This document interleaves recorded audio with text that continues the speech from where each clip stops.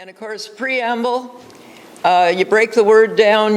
Those of you that have had any Latin or any study probably know that pre means what? Before, yes. And amble is another word for walk.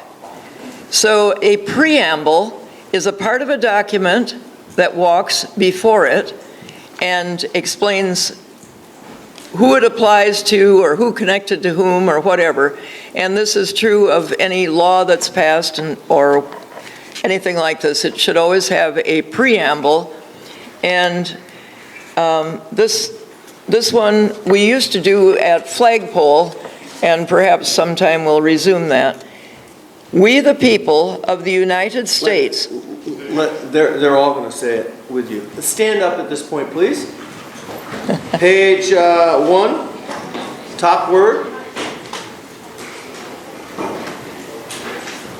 Okay, and notice how it pulls together the parties that are involved in this, starting with we the people, come on now, we the people of the United States, in order to, or union, establish justice, ensure domestic tranquility, provide for the common defense, promote the general welfare, secure the blessings of liberty to ourselves and posterity, do ordain and establish this Constitution for the United States of America. Okay, so the parties are the people, and we're ordaining or connecting to the Constitution, and we're doing it for ourselves and our future children, citizens, what have you. And we're doing it for these specific purposes of establishing justice and so on and so forth. You want to do your Article 1 thing now? Sure. Okay. Article 1, Section 1, Sentence 1 reads, and let's just say the first word. What's the first word? All. Say it again. All. All. Okay. If all of something, if all campers are in this room, how many campers are outside? 0. Okay. Let's start again with the first word, and we'll all do it together. All legislative powers herein granted shall be vested in a Congress of the United States, which shall consist of a Senate and House of Representatives. Okay? So, all laws or all law-making power is in the legislature. It is in the Congress, which consists of a House and a Senate. House of Representatives, right? And a Senate. Okay? So, how much lawmaking power does the Supreme Court have? None. Thank you. How much lawmaking power does the President have? None. Thank you. And so when you hear people on these TV shows or wherever say, well, the President made a law today, blah, blah, blah, blah, blah, are they accurate? No. They're not. The President signs laws, but the laws are made by the legislature. Okay. The Supreme Court decides law on cases, right? But the Supreme Court, does it make laws? No. Good. Okay. And you all know that the House of Representatives, or I think you all know, are elected for 2-year terms. So every 2 years, we get to change our representative or keep the representative we've got. So do we really need term limits? All the silence. No, I mean, they're limited to 2 years at a time, and all we have to do is not vote for them next time if we don't like them. Mrs. Harper is basically saying, we already have term limits. Yes. It's called elections. And the senators, as you may also know, are elected for 6-year terms. When you read this for yourself on your own, you will notice that the first time they elected senators, they elected some of them for the full 6 years, some of them for 4 years, and some for 2. This was a very important safeguard because they didn't want a situation where the entire Senate could be changed at once. So if they were all always on the same voting schedule, a revolution of sorts would be possible in a way that it isn't now, because the most they could alter in one election would be a third of the Senate. Hopefully you understand what Mrs. Harper is saying, and you can be seated now. Hopefully you understand what Mrs. Harper is saying. She's basically saying that that the Founding Fathers didn't want the whole Senate to be changed at once. They wanted some veterans in the Senate at all times. And the Senate represented the states. Okay? Yes, and that... Why not the same for Congress, for the House of Representatives? Because it's only 2 years. So, you know, they couldn't have an election. My question is, why 2 years Oh. to start with? I guess basically because the representatives represent the people, and they can change them every 2 years if they want, but they're unlikely to be as united or as to have a campaign in the same way. By the way, if we bog down on a lot of questions now, maybe we should hold off, but just one quick one since you had your hand up. If they get elected each year, then why even bother taking different term limits? Still, some people will still be remaining if they have 6-year terms, right? There's no point in criticizing that. Yes, there will be some people that are the same, and that's ideal. Let's say you're piloting a plane or something, you got to take things easy. You know, if you're going to take a turn or a curve or something, you don't just jerk the wheel. So to change the whole Senate at once would be jerking the wheel. But with the representatives, they're pretty diverse as it is, and it works. Okay? The particular thing about the senators is that they were set up to represent each state in Congress. They were set up not as specifically representing the people, only to the extent that the people express themselves in their state elections. So some of the issues that have come up over the years have resulted in people from some states automatically being pitted against other states, and in one instance culminating in a civil war. Civil war is not something you want to occur on a regular basis.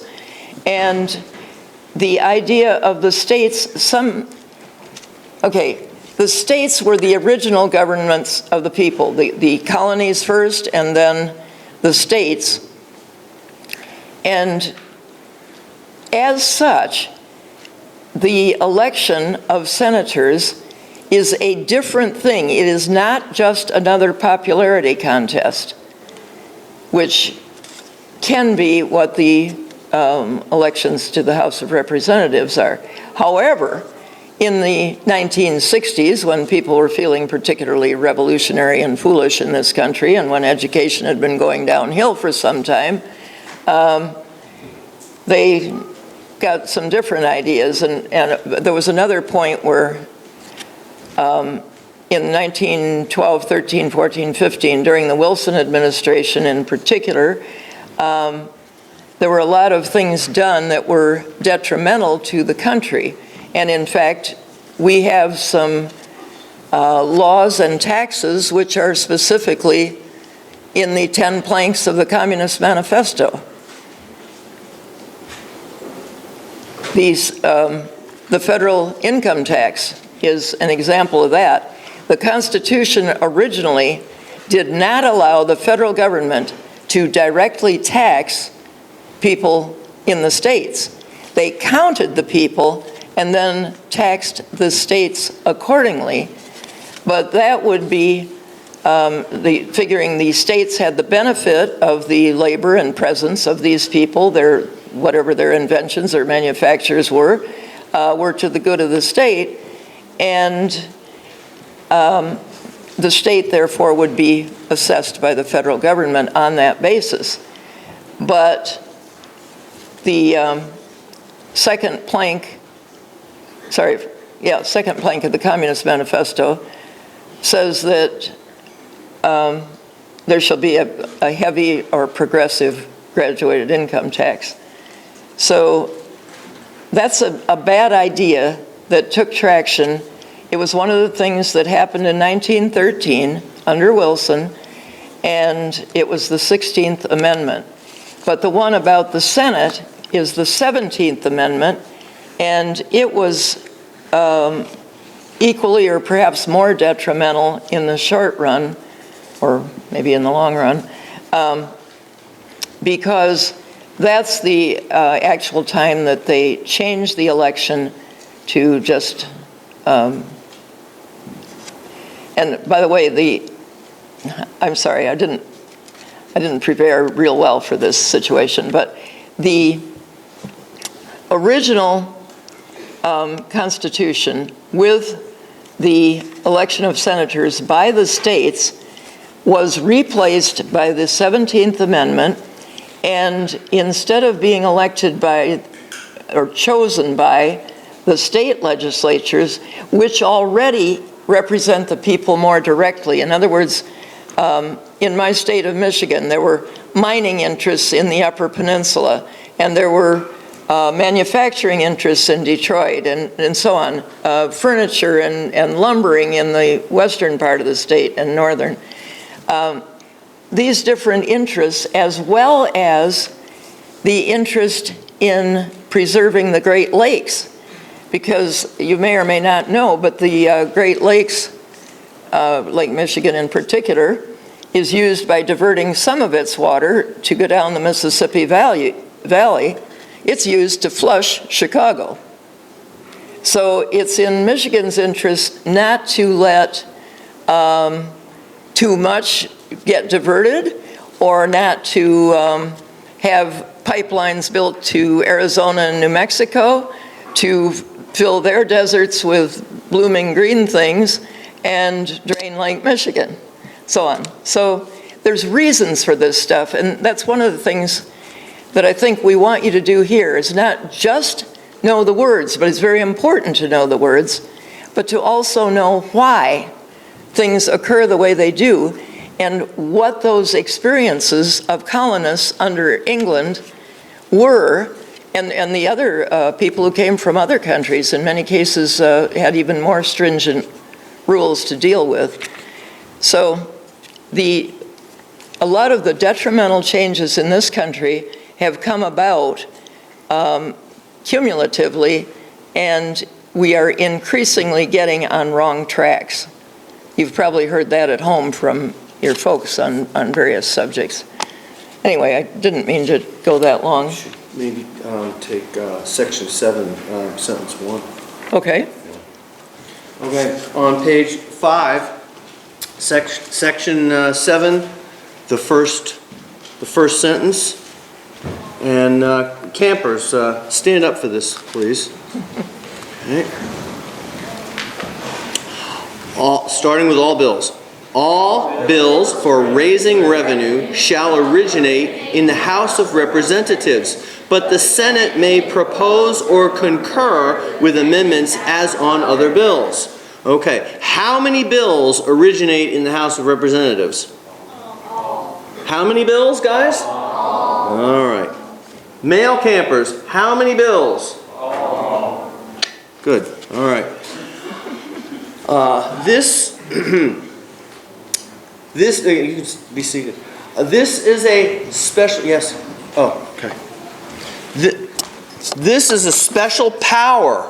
We're talking about powers now. The Congress, the legislature, has certain powers. And each branch of the legislature, right, the House of Representatives and the Senate, has their own powers, okay? One of the powers of the House of Representatives is raising revenue. The Senate has other powers, such as advising and consenting with the President on nominations, okay? So this is key. Did you want to add anything? No, I think you covered it. Okay. Okay.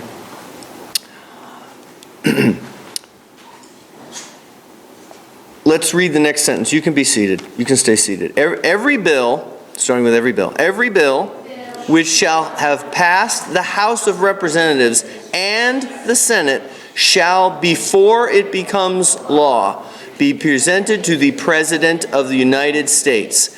If he approve, he shall sign it. But if not, he shall return it with his objections to that house in which it shall have originated, who shall enter the objections at large on their journal and proceed to reconsider it. Okay? So the founding fathers had a specific process for lawmaking, right? Isn't that what we're talking about? We're talking about making laws, right? And we're supposed to live by and obey the laws. That's what a republic is. Our country is a republic. Okay? So if the president agrees with the bill, he can sign it and it becomes what? Say it.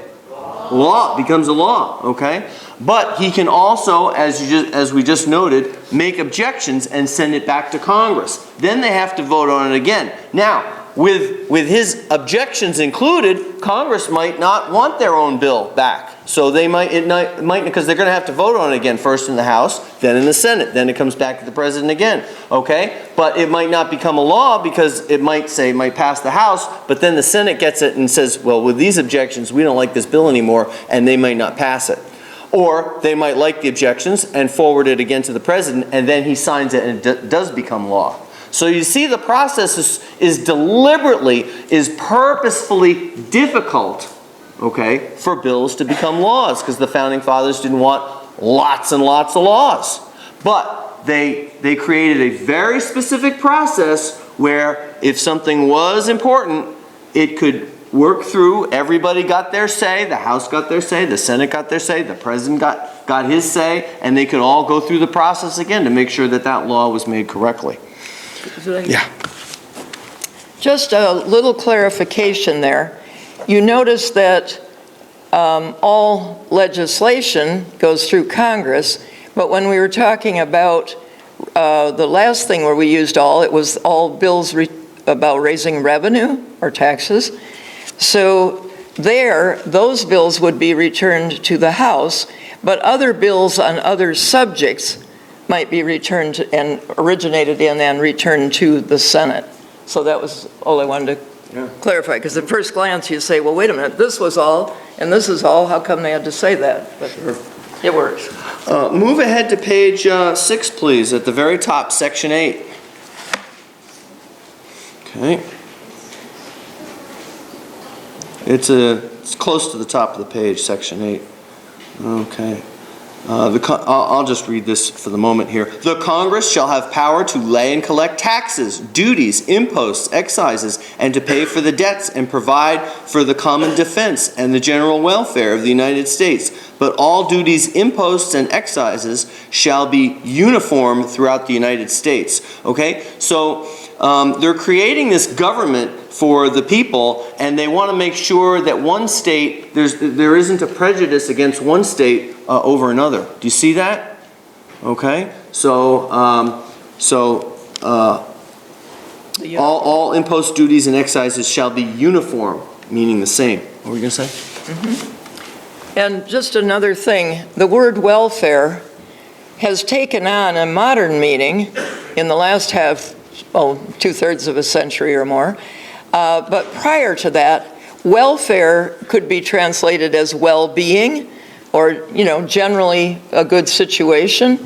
So people would say, fare thee well, you're going on a journey or something, and they would hope that you would do well on the journey. So welfare then did not mean, and never even imagined, something like food stamps or assistance to individuals. That is not what's talked about here. Just wanted to emphasize and clarify that. Yes. And also the fact that as has been pointed out by various people, the laws in the United States are to be few and defined. They're to be, rather than being many and indistinguishable or vague or something. So there were certain distinct things, and we probably don't dare go through all of them now, but I guess we could quickly summarize.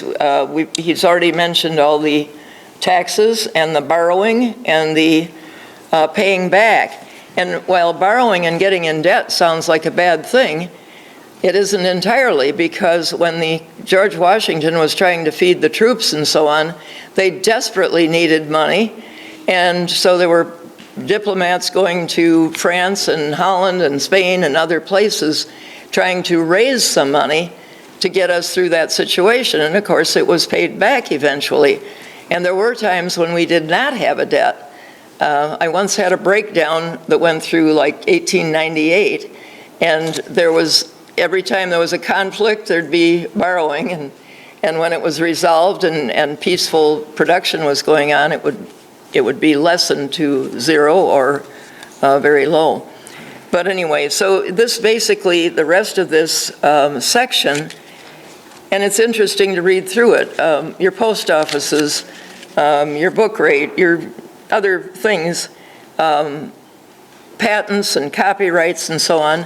These are things that where uniform laws were made for the United States, and also the Navy and the militia and so on. States had militia, even communities had their own militia, but they could be, in effect, deputized by the federal government in time of invasion or crisis.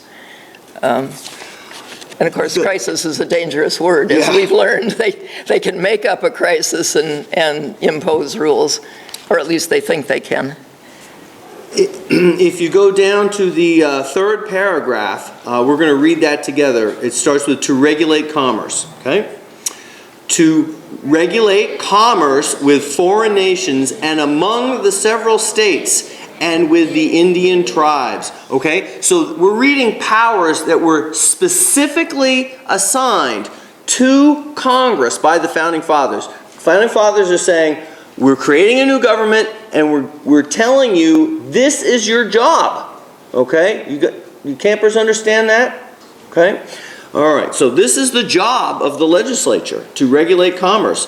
Congress cannot cede its authority to NATO, or the North Atlantic Treaty Organization, or to GATT, the General Agreement on Tariff and Trades, or the United Nations, the UN. It's written right here. Congress must regulate these. Okay. Next one, to coin money, it starts with. Let's all read it.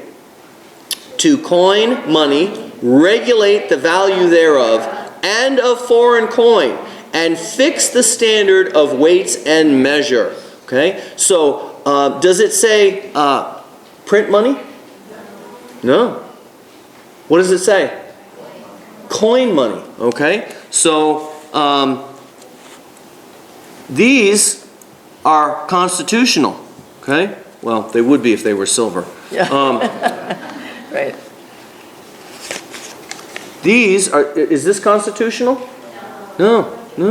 And it says, what does it say on top? Does it say United States Treasury dollar, or does it say something else? Federal Reserve banknote. Okay?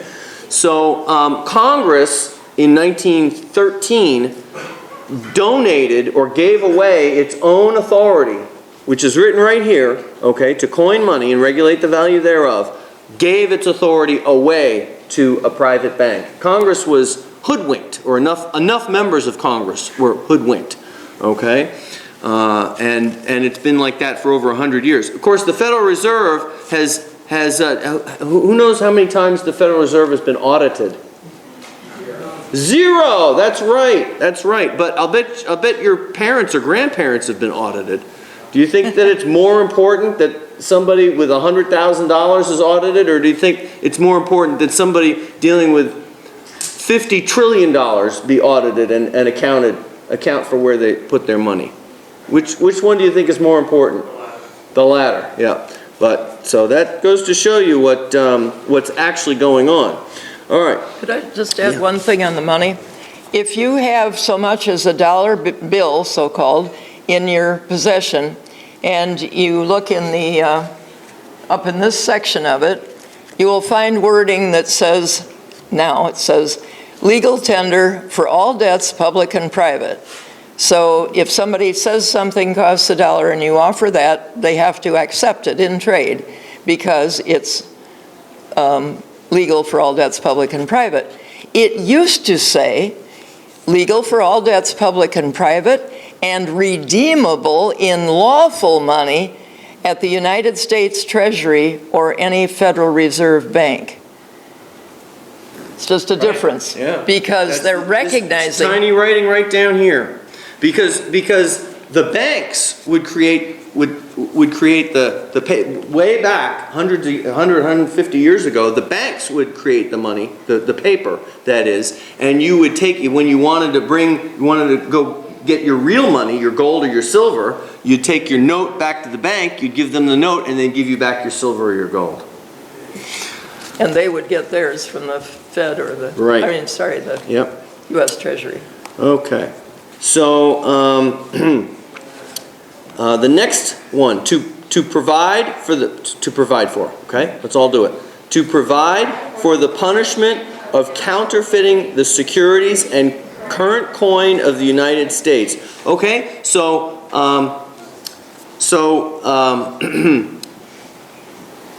the Founding Fathers wanted counterfeiters punished, didn't they? That was a crime. That was a federal crime at that. Yeah, yeah. A question? Yeah, it's kind of like about like back in the time when actually played running down to get gold. Wasn't that called the gold standard? The gold standard, if you've ever heard the expression the gold standard, it comes from the fact that the United States money was the best money in the world. It was the gold standard. You could take your money, you could go to the bank, and you can go and get your gold. That's right. That's where that comes from. Okay. It was totally severed. It happened over a long period of time. We're not going to go into all the details because we're running short on time. But ultimately, it was during President Nixon's administration that the last vestige of lawful money occurred. That's correct. Okay. So, 1971. what? 1971. 71. So the next one, to establish post offices. Let's go that. To establish post offices and post roads. Okay. And then it talks in the next one about, Mrs. Harper already said this, the progress of science, useful arts, securing money for limited times, authors and inventors, an exclusive right for their respective writings and discoveries. That's called patents. That's why it's great to invent things in the United States. You can patent it and earn money from it better here than anywhere else. Over on the next page, start at the top, please, with to raise. All together. To raise and support armies, but no appropriation of money to that use shall be for a longer term than 2 years. Which really says to me that that the army shouldn't be maintained continuously. It should be reconvened if there's a problem, if we were really following the Constitution. However, and remember, when this was written in 1787, we only had two borders. We had Canada and Mexico. Things are different today where you have missiles that come from any direction. So we could only be invaded from two countries or the shores, which is why the next line says, let's all do it together, to provide and maintain a navy. There was no limit on the navy, was there? Okay, because the Founding Fathers assumed if we were ever attacked, it would be by ships. Okay. Let's go down to the bottom, not to the bottom of the page, but to the bottom of section 8. That last paragraph that says to make all laws. Okay? You all there? Let's stand up for this. This is important. Mrs. Harper doesn't hear as well as she used to, so say this like you're talking to her. To make all laws which shall be necessary and proper for carrying into execution the foregoing powers. Stop. Last 4 words again. Execution the foregoing powers. What does foregoing powers mean? Yes? Is it ongoing? Close. Good try. Thank you for participating. Yes? The powers previously listed. Thank you. The powers just listed. Okay? So the legislature had the power to enact any law that would enable them to do what was listed here. Okay? It doesn't mean that they had the power to do anything. It just means that the legislature had the power to enforce what has been spelled out. Okay, let's finish the sentence. Okay. And all other powers vested by this Constitution in the government of the United States or in any department or officer thereof. Okay, be seated, please.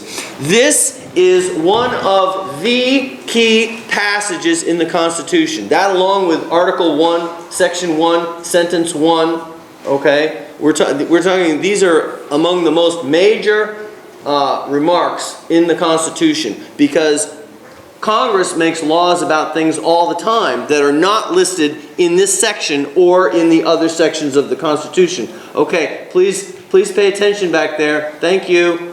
Thank you. Okay, so the Congress is health care listed in here? No. Does Congress make laws about your health? Is that constitutional? No, it isn't. It isn't. And even the Supreme Court, 4 justices said on the Supreme Court, no, it's not constitutional. But 5 of them said that it was. Those 5 justices need to read the Constitution, because it's very clear. I mean, you guys are haven't even reached the age of 20 yet. I mean, is this clear to you? Yeah. So maybe not, and if not, that's fine. Keep studying, keep learning, keep reading for yourself. Okay? It's okay to not agree with us. It's okay to not understand something. But we're here to hopefully teach you so that you do know, and inspire you so that you want to know. Because this is basic stuff. This is the key. This is the crux. This sentence is one of the cruxes of the whole Constitution. It is disobeyed, not followed, and members of Congress who were elected by the powers described in this document don't even know that sentence is there. Okay? Is this document so big that a member of Congress cannot read it? No. It's a small document, isn't it? I mean, our whole government is set up by that document. Okay? So when they make laws that they have to bring in, and the books are this high, and somebody says, well, we need to read all of this to know what the law is. Do you think that we're on the wrong road? Okay. Okay, what were you going to say, Mrs. Harper? No, that's fine. Okay. I was going to move on to Article 3? Yeah. Section 10. Yeah. On page 8, the last section header there, under Article 1, is Section 10, and it lists things that the states may not do, such as no state shall enter into any treaty, alliance, or confederation. So in other words, Michigan or New York or somebody can't make a separate treaty with Canada or Mexico or any of the others. But there's some other things. Grant letters of marque and reprisal, that has to do with capturing ships on the high seas and so on. But then the next is important. No state shall coin money or emit bills of credit or make anything but gold and silver coin a tender in payment of debts. So automatically, since the Fed, that's been abrogated, it's been violated. It's not paying attention to what should be, because now the states mandate payment in basically Federal Reserve fake money. And then also, no state shall, without the consent of Congress, lay any taxes, for short, except what may be absolutely necessary for executing its inspection laws. So they could have a tax to support inspectors to make sure that a pound is a pound, or that the apples are counted right, or whatever. So there's certain things there that are allowed. But we should move on. We've got only about 8 or 9 minutes left. So Article 3, shall I? Sure, yeah. Section So that's 1. on page, Oh, yeah, page 12. And it's toward the bottom. You see the big Article 3.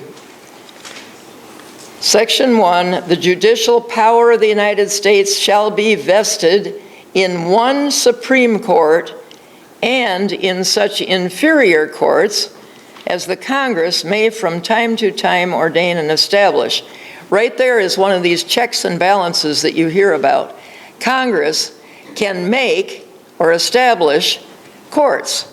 So they've established circuit courts in this country, and different regions may call them differently. There's state courts and so on, but as far as the federal, there's different circuits, and I think it's 9 circuits, and the 9th one is in California. And I heard one the other day that maybe it's not fair to say, but if you tilt the country, all the nuts would roll to California. And of course, we know some exceptions to that, and certainly Miss Bacigalupi yeah. would be an exception. But she doesn't go along with what they're doing either, so she knows. Okay, so the judicial power of the Supreme Court extends to all cases in law and equity arising under this Constitution, under the laws of the United States, and treaties made or which shall be made under their authority. So again, this is recognizing the primacy of the Constitution and so on, but it goes on to basically limit the jurisdiction of the federal courts, their original jurisdiction. In other words, that when something first goes to trial, if it first goes to the Supreme Court, it has to be about federal matters or federal employees or officers or controversies between 2 or more states or something like that. If you go on down to, let's see, section 3, whoops, no, wait a minute. looking for 222. Article 3, 222, okay. So section 2, the second paragraph, it goes through what I've just said about all cases affecting ambassadors, public ministers, and so on. The Supreme Court shall have original jurisdiction. Here's the key. In all other cases before mentioned, the Supreme Court shall have appellate jurisdiction, and that's meaning they get the case on appeal from a court, a lower court in a state somewhere, or territory, I suppose. So have appellate jurisdiction both as to law and fact. So the law is the exact wording and whether or not there's a violation of that wording, and the fact is whether or not the accused did it or that sort of thing. So, let's see, where's it?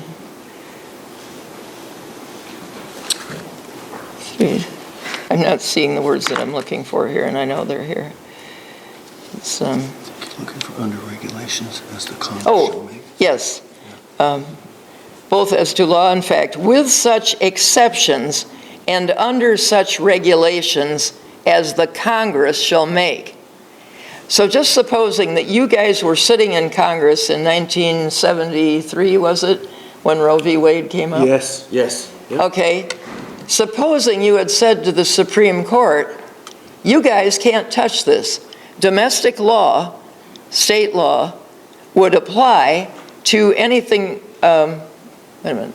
Okay, domestic law having to do with households, anything to do with marriage, divorce, custody, adoption, all those sorts of things were traditionally handled by the states. And so for the federal government to suddenly jump in and totally turn around the principles, the founding principles of this country, which are based in life, liberty, and the pursuit of happiness, which includes property, because it's kind of hard to be happy if you don't have a place where you can lock your stuff up and keep it safe. Anyway. Well, Mrs. Harper, and hopefully you understood it, but I think what hopefully you've understood, she's trying to say that the Congress could have said to the courts, you can't rule on that case, okay? Because those issues, marriage, family, divorce, and babies, they are not listed in the list of things here that we just went through that Congress is supposed to do, all right?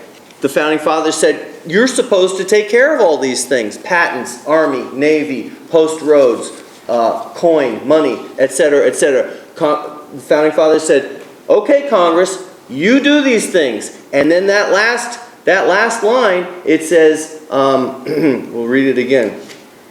It says, about the foregoing? It says, you have all the power necessary and proper for carrying into execution the foregoing powers, the powers we just described. Okay? But you don't have other powers. That's right. And you don't have powers over state laws about baby killing, for example. Okay. Hopefully you understand that, campers. Raise your hand if you do understand that. Okay, well, that's pretty good. 50-50? Okay. If you want to understand more, come and talk with us about it after class sometime, or any of the other counselors. We'll try to walk you through it. It is, if you're not familiar with this stuff, it doesn't come like that to everybody. I think you mean the other teachers, because I don't think all the counselors are fully apprised of all these things necessarily.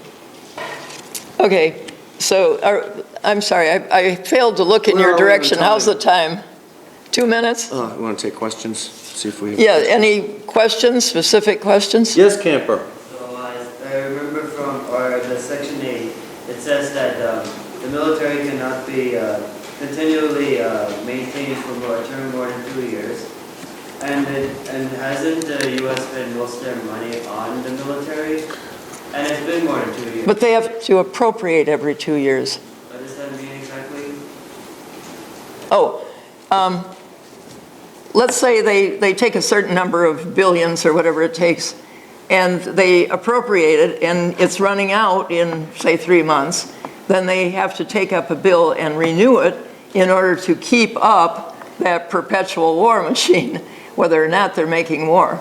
So it may be that they're skirting the spirit of the law, but by the letter, they are following it, because they do have to renew the permission to pass on that money to the military. But it has to be over a period of 2 years, right?